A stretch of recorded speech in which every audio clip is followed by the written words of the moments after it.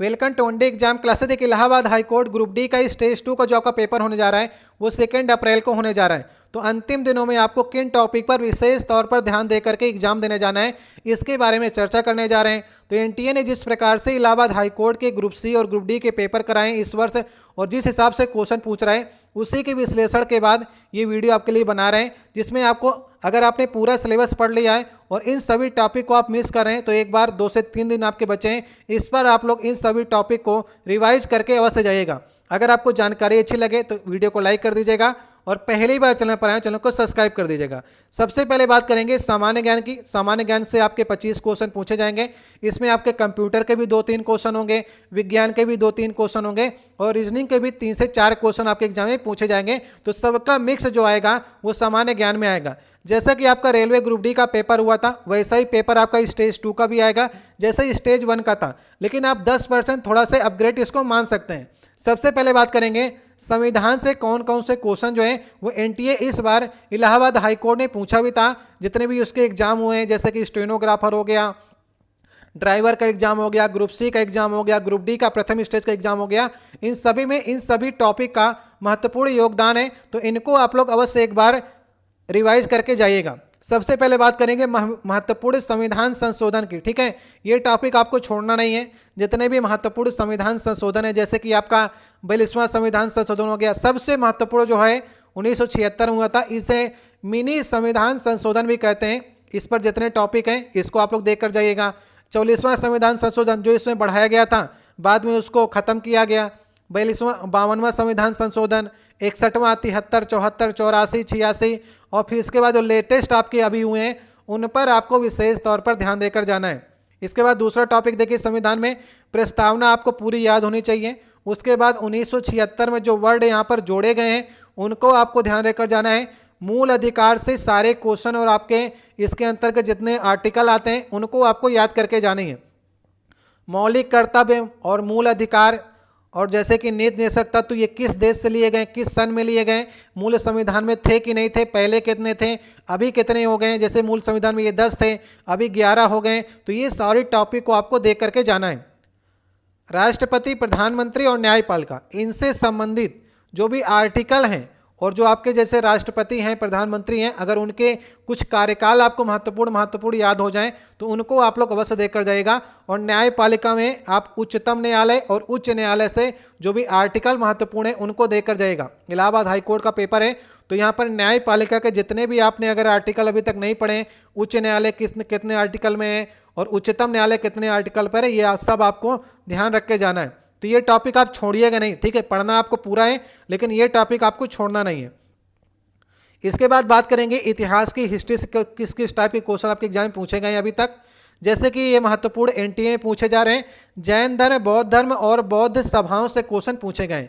जो 4 आपकी बौद्ध सभाएं हुई उनसे पूछे गए हैं, तो उनके आप लोग सन याद रखिएगा, कौन सा राजा था।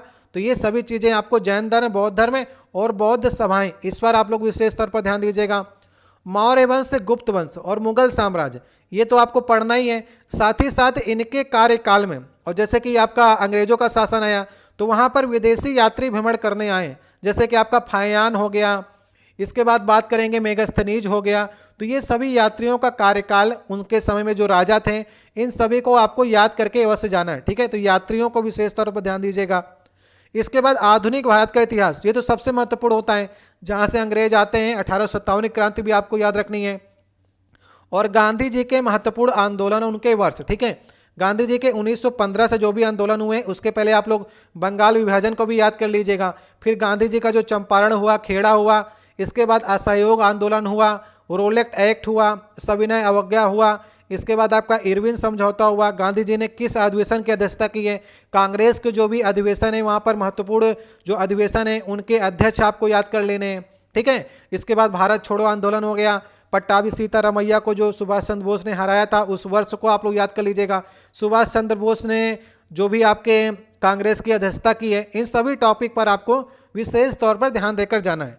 तो मैंने आपको इंगित कर दिया है, पढ़ के आपको और इनको एक बार निगाह डालकर अवश्य जाना है। इनसे क्वेश्चन आपके एग्जाम में पूछे जा रहे हैं।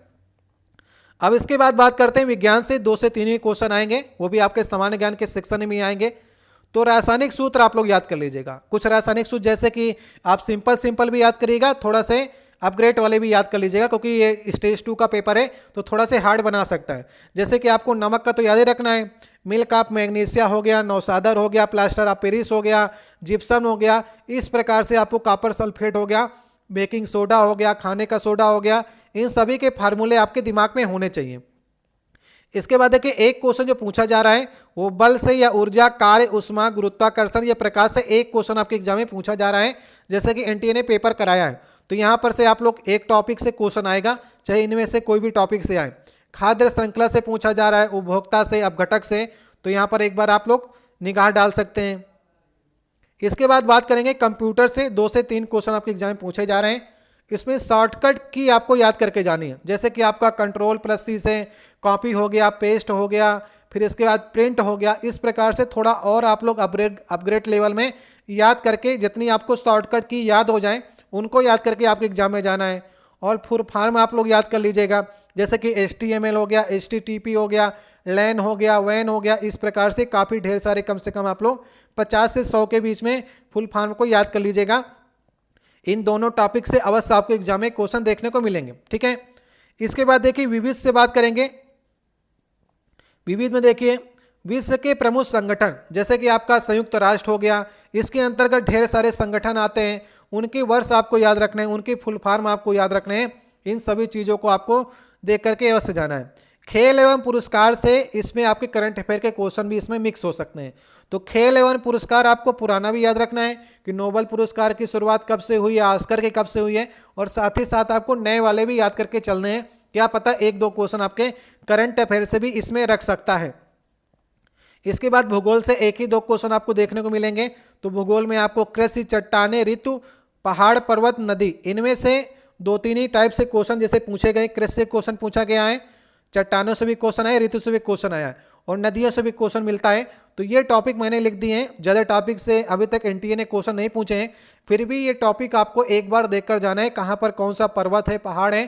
थोड़ा आप लोग भूगोल में अगर पढ़ें तो विश्व का मैप भी देखकर जाइएगा, ठीक है। और नदियाँ भी आप लोग भारत के तौर से याद रखिएगा। अगर महत्वपूर्ण नदियाँ हैं तो कौन सा शहर किस नदी के किनारे है, इसको भी आप लोग देख करके जा सकते हैं, ठीक है। तो ये सभी टॉपिक पर आपको कवर करने हैं। एक टॉपिक और बचा रहा है रीजनिंग का टॉपिक, ठीक है। रीजनिंग से 3 से 4 क्वेश्चन जो हैं यही आपके सामान्य ज्ञान में पूछे गए, और ज़्यादा नहीं पूछे गए। श्रृंखला से ही क्वेश्चन बनते हैं, श्रृंखला से और कथन निष्कर्ष से क्वेश्चन अभी तक एनटीए ने पूछे हैं। जैसा कि श्रृंखला आपकी हो गई 2, 4, 6, 8, तो अगला पद आपको बताना है। इस प्रकार से मैंने सरल तरीके से आपको समझाया है। या फिर यही आपका क्यूब के फॉर्म में रख देगा, इस प्रकार से आपको देख करके श्रृंखला को पहचानिए। क्यूब फॉर्म में तो अगला पद आपको बताना है, बीच में छोड़ सकता है। तो ये श्रृंखला से इस प्रकार से क्वेश्चन बन रहे हैं। कथन निष्कर्ष से 2 आपको कथन दे देगा, 9 निष्कर्ष दे देगा, फिर पूछेगा इसमें से कौन सा निष्कर्ष या कथन सही है, ठीक है। तो इस प्रकार से रीजनिंग से लगभग 3 से 4 क्वेश्चन भी पूछे जाएंगे।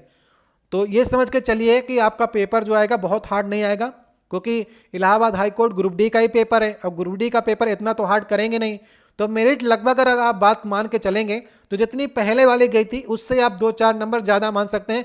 दोनों की जुड़कर ही आपके कट ऑफ बनेंगे। तो जिसने पहले वाले में बाजी मार दी है उसके लिए थोड़ा बहुत डाउन इसमें चल जाएगा, लेकिन जिसने कम नंबर पहले वाले में प्राप्त किए हैं उसके लिए जो है यहाँ पर 80 से 85 के बीच में स्कोर करना पड़ेगा, तभी आप अच्छा स्कोर, आपके दोनों नंबर ऐड होंगे, ठीक है। अगर आप यहाँ पर डाउन हो जाएंगे तो फिर मेरिट में आप कहीं ना कहीं डाउन हो सकते हैं, ठीक है। पहली बार में बहुत लोगों को पास कर दिया जाता है, लेकिन दूसरी बार में काफ़ी कम लोग जो हैं उनके नंबर अच्छे आ पाते हैं। तो सभी लोग प्रयास करिएगा, समय आपको बढ़िया मिला है। इतना समय अभी तक इलाहाबाद हाईकोर्ट की भर्तियों में नहीं मिलता। प्रथम स्टेज से सेकंड स्टेज के लिए, टाइपिंग के लिए आपको समय मिला है, और स्टेज 2 के लिए, ग्रुप डी के लिए भी, ठीक है। तो आप लोग तैयारी करिए। कहीं पर आपको कोई समस्या होती है तो आप कमेंट बॉक्स में कह सकते हैं। यहाँ पर हमने सामान्य ज्ञान के आपको बताएं। आगे अगर आप लोग इस वीडियो को पसंद करेंगे तो आपको मैथ के बता देंगे, इंग्लिश के बता देंगे, हिंदी के बता देंगे, ठीक है। अभी आज है 30 तारीख है, कल 31 होगी, 1 होगी, फिर 2 तारीख को दोपहर पेपर है। तो कल तक आपको 1-2 टॉपिक और बता देंगे। अगर आपको ये वीडियो पसंद आएगा तो पसंद आए तो इसे लाइक करिएगा, और चैनल पर नए हो चैनल को सब्सक्राइब करिएगा। मिलते हैं नई वीडियो में। बहुत बहुत धन्यवाद। कोई अगर आपका प्रश्न हो तो आप कमेंट बॉक्स में छोड़ सकते हैं।